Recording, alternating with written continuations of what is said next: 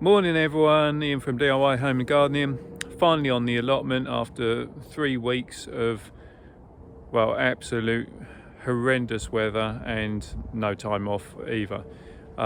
It is the 22nd of November and like I say, on the allotment, and I'm going to be tackling the bed behind me, which is the Dahlia bed. Hopefully quite a few of you would have seen the Dahlias growing throughout the monthly updates, but plan is today to get them lifted and we'll have a little look together. So let's turn the camera around.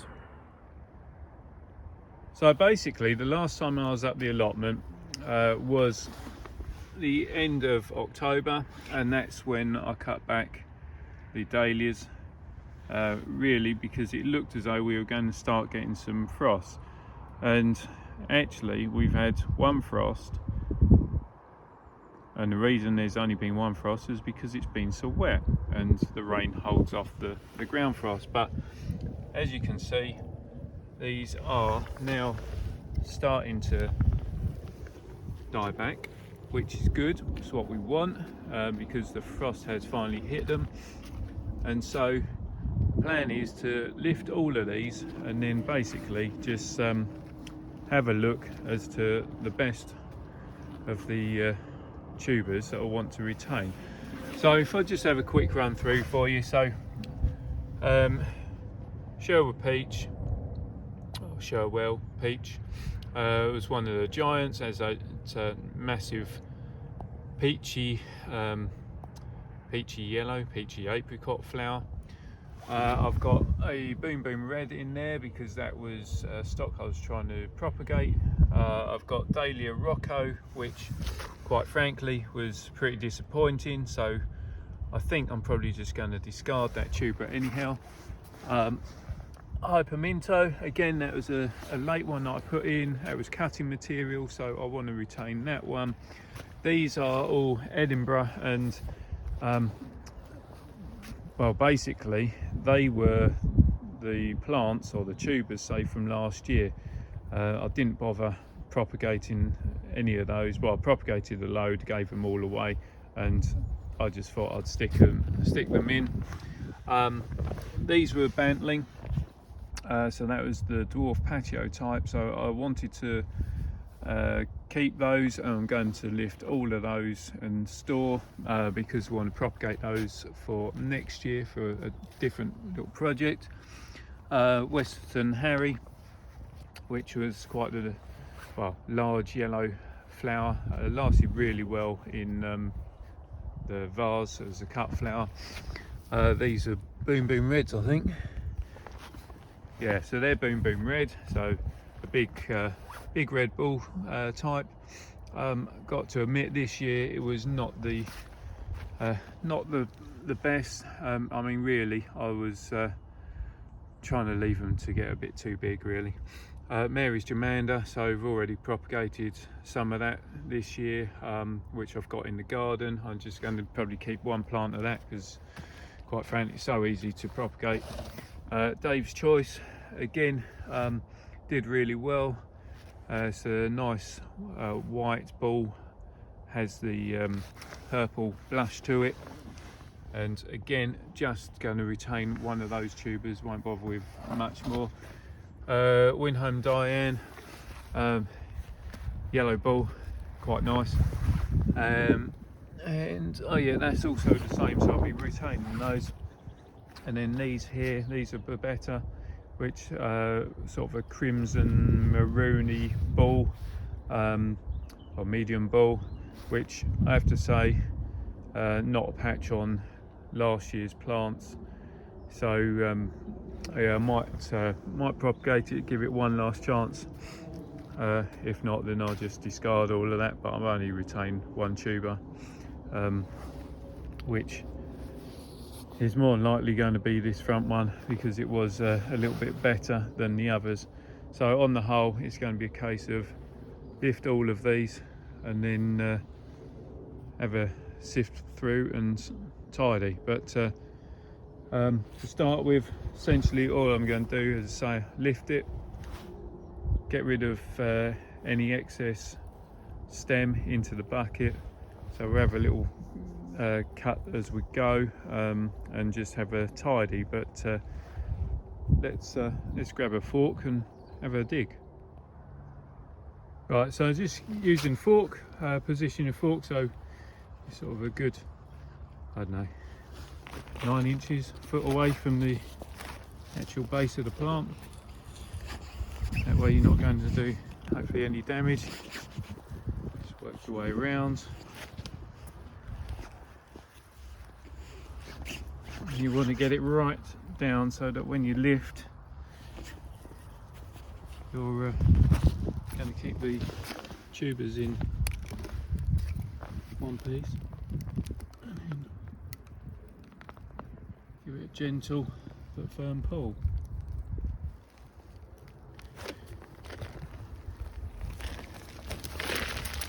Right, so that's the first one. Chervil. It's always a little bit reluctant to produce tuber, but essentially that is the root zone for it. And as we tip it upside down, you can see how much water is still inside, and the fact that you've got grubs on it as well. So just dig out those, and then we'll have a next stage almost. Right, so this is the second of the Chervil, and as I say, because I only want to retain one tuber of it,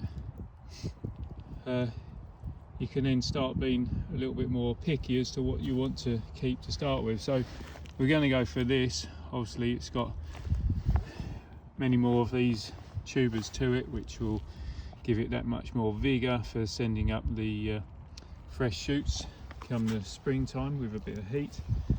And just grab a secateurs, and you can then cut these right back, well, as far back as you can really.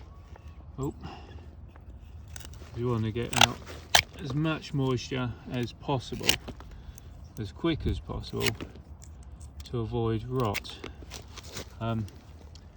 Did another video on this last year, which cover pretty much the same topics, but we'll revisit.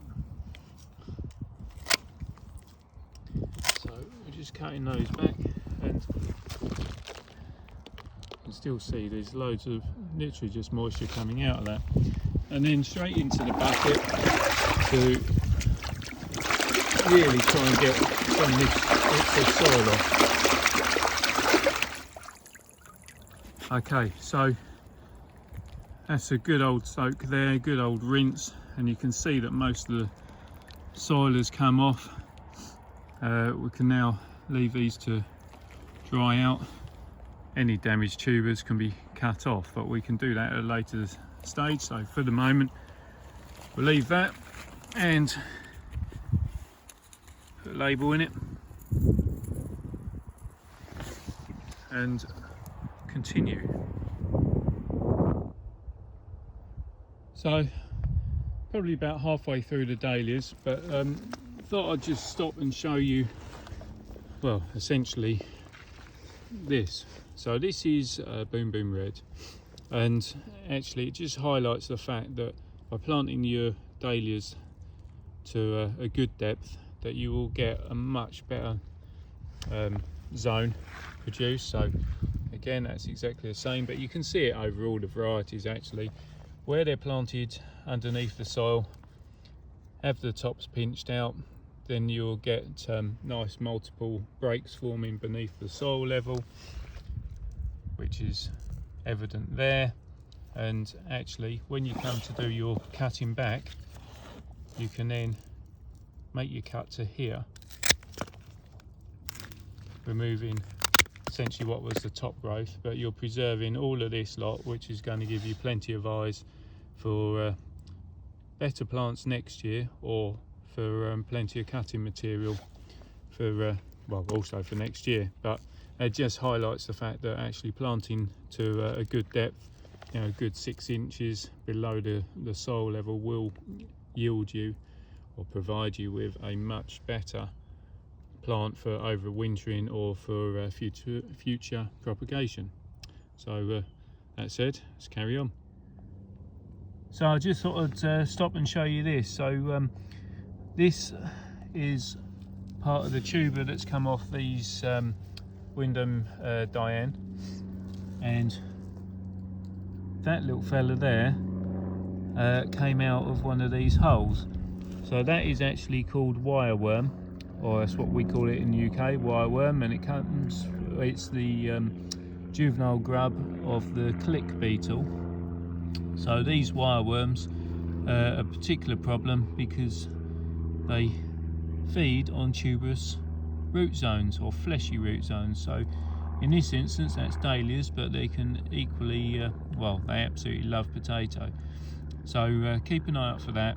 They are more prevalent when you have a grassland surrounds, or where your site previously was grasslands, within sort of the last 3 or 4 years, which this allotment was. It was literally grassland last year. So yeah, keep an eye out for your wireworm.